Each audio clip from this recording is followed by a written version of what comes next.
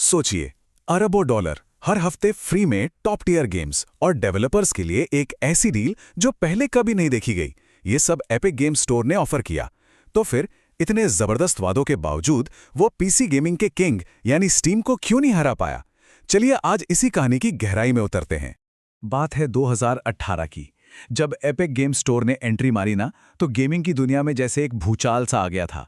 हर तरफ एक उम्मीद थी, एक एक्साइटमेंट थी कि भाई सालों से जो स्टीम का एक छत्र राज चला आ रहा है, उसे आखिरकार कोई जोरदार टक्कर देने वाला आ गया है।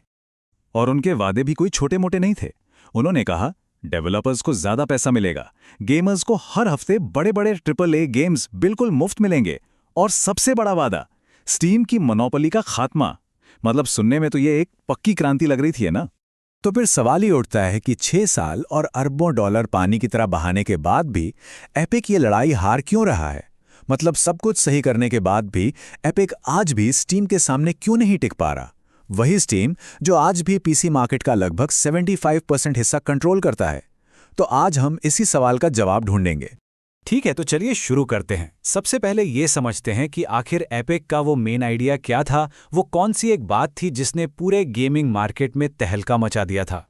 ये देखिए, यहीं पर सारा खेल था। एक तरफ स्टीम जो हर गेम की बिक्री से सीधा सीधा 30% का बड़ा हिस्सा लेता था, और दूसरी तरफ आया एपिक जिसने कहा हम सिर्फ 12% लेंगे। अब सोचिए, डेवलपर्स के लिए ये कितनी बड़ी बात थी, खासकर छोटे इंडी डेवलपर्स के लिए। ये एक गेम चेंजर डील थी। अच्छा, अब आते हैं एपिक की सबसे बड़ी स्ट्रैटेजी पर, वो दाव जिससे उन्होंने करोड़ों यूजर्स को अपने प्लेटफॉर्म पर खींच तो लिया। लेकिन मजे की बात यह है कि यही रणनीति जो उनकी सबसे बड़ी ताकत लग रही थी, असल में उनके लिए एक बहुत बड़ा जाल बन गई। जरा इस नंबर पर नजर डालिए, 662 मिलियन, मतलब एक साल में 600 करोड़ से भी ज्यादा फ्री गेम्स क्लेम किए गए। जाहिर है, इस स्ट्रैटेजी से एपिक का यूजर बेस तो रॉकेट की तरह बढ़कर 30 करोड़ के पार पहुंच गया। लेकिन कहानी में एक बहुत बड़ा ट्विस्ट था। और ये है वो ट्विस्ट। ये उस जबरदस्त स्ट्रैटेजी की सबसे बड़ी कमी थी। हुआ ये कि इन करोड़ों यूजर्स में से ज्यादातर लोग सिर्फ फ्री गेम्स लेने आते थे। असल में पैसा खर्च करने वाले यूजर्स सिर्फ 16% थे। मतलब एपिक ने एक ऐसी भीड़ इकट्ठी कर ली थी जिसे सिर्फ मुफ्त का सामान लेने की आदत पड़ गई थी, खरीदने की नहीं।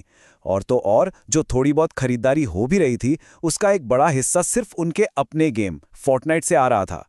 इससे साफ था कि उनका स्टोर अपने आप में कोई अट्रैक्शन नहीं बन पाया था। और ये बात दिखाती है कि प्रॉब्लम कितनी गहरी थी। इससे भी ज्यादा हैरानी की बात तो ये है कि जब कोई गेम एपिक पर फ्री में मिलता था, तो उसकी बिक्री स्टीम पर बढ़ जाती थी। कमाल है ना? प्लेयर्स क्या करते थे? एपिक पर फ्री गेम क्लेम करते, उसे ट्राई करते, और अगर पसंद आ जाता तो उसे परमानेंटली अपनी स्टीम लाइब्रेरी में रखने के लिए खरीद लेते। मतलब एपिक के फ्री गेम्स अनजाने में स्टीम के लिए एक मार्केटिंग टूल बन गए थे। तो अब थोड़ी देर के लिए एपिक को साइड में रखते हैं और स्टीम पर फोकस करते हैं। आखिर ऐसा क्या है स्टीम में? उसकी नींव इतनी मजबूत क्यों है कि उसे हिलाना लगभग नामुमकिन सा लगता है? देखिए, ये सिर्फ कुछ फीचर्स की लिस्ट नहीं है, ये एक पूरा इकोसिस्टम है, एक जाल है।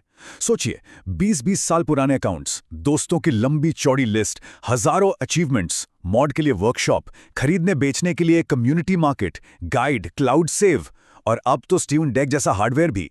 ये सब चीजें मिलकर एक ऐसा ताना बाना बुनती हैं जिसे छोड़कर जाना किसी भी गेमर के लिए नामुमकिन जैसा है। बिजनेस की भाषा में इसी को नेटवर्क इफेक्ट कहते हैं, और स्टीम के साथ बिल्कुल यही होता है। जितने ज्यादा लोग स्टीम पर होते हैं, ये प्लेटफॉर्म उतना ही ज्यादा वैल्यूएबल बनता जाता है। क्यों? क्योंकि एक गेमर के सारे दोस्त, सारी कम्युनिटीज सब वहीं पर हैं। तो असल बात यह है कि एक स्टीम अकाउंट सिर्फ एक लॉगिन आईडी नहीं है। नहीं, ये गेमर का सालों का सोशल और फाइनेंशियल इन्वेस्टमेंट है। ये उसकी पूरी गेमिंग आइडेंटिटी है, और इसे छोड़ना मतलब अपनी पूरी गेमिंग की विरासत को पीछे छोड़ने जैसा है। चलिए, अब एपिक की एक और बड़ी स्ट्रैटेजी की बात करते हैं, और ये देखते हैं कि कैसे वो पीसी गेमर्स का दिल जीतने में नाकामयाब रहे। एपिक ने क्या किया? उन्होंने सोचा कि बड़े बड़े गेम्स को खरीदकर अगर एक्सक्लूसिव बना देंगे तो प्लेयर्स मजबूरी में उनके लॉन्चर पर आ ही जाएंगे। लेकिन प्लेयर्स ने इसे बिल्कुल अलग नजर से देखा। उन्हें ये एक एंटी कंज्यूमर मूव लगा, एक ऐसी चाल जो उनकी गेम लाइब्रेरी को अलग अलग लॉन्चर्स में बिखेर रही थी। इससे हुआ ये कि ब्रांड पर भरोसा बनने की बजाय और घट गया।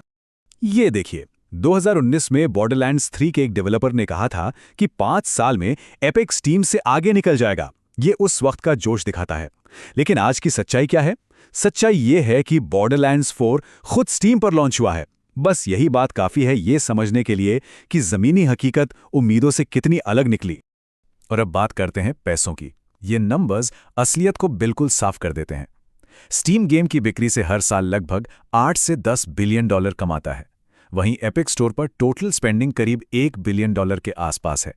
इसका सीधा मतलब ये है कि स्टीम के पास अपने इकोसिस्टम में वापस इन्वेस्ट करने, नए फीचर्स बनाने और बड़ी-बड़ी सेल्स चलाने के लिए बहुत ज़्यादा पैसा और पावर है।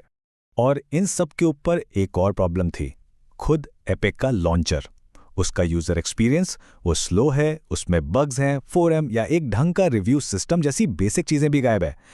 हद तो तब हो गई जब एक बार एपिक के ही एक एम्प्लॉय ने एक यूज़र को सलाह दे डाली कि गेम के रिव्यूज़ स्टीम पर जाकर देख लो। और पीसी गेमिंग में एक बात तो पक्की है, यूज़र एक्सपीरियंस ही लॉयल्टी बनाता है। तो इन सारी बातों को जोड़ने के बाद हम अपने फाइनल और शायद सबसे ज़रूरी पॉइंट पर पहुंचते हैं। एपिक की सबसे बड़ी भूल शायद यहीं से शुरू हुई। उन्हें लगा कि वो बस एक स्टोर से मुकाबला कर रहे हैं, एक दुकान से, एक डिजिटल शेल्फ से जिस पर गेम्स रखे होते हैं। लेकिन वो पूरी तरह से गलत थे। असल कहानी ये है, एपिक इसलिए हार रहा है क्योंकि स्टीम अब सिर्फ एक स्टोर है ही नहीं, ये पीसी गेमिंग का ऑपरेटिंग सिस्टम बन चुका है। ये एक सोशल नेटवर्क है, एक मार्केटप्लेस है, एक मॉड हब है, एक हार्डवेयर इकोसिस्टम है और सबसे बढ़कर ये गेमर की पहचान है। एपिक एक स्टोर से नहीं बल्कि इन सब से एक साथ लड़ रहा है। तो आखिर में सवाल यही बचता है, क्या पीसी गेमिंग की ये लड़ाई शुरू होने से पहले ही खत्म हो चुकी थी? एपिक ने एक स्टोर बनाया जबकि उन्हें मुकाबला एक पूरी दुनिया से करना था, और फिलहाल तो इस दुनिया का बादशाह अपनी गद्दी पर बहुत मजबूती से बैठा हुआ है।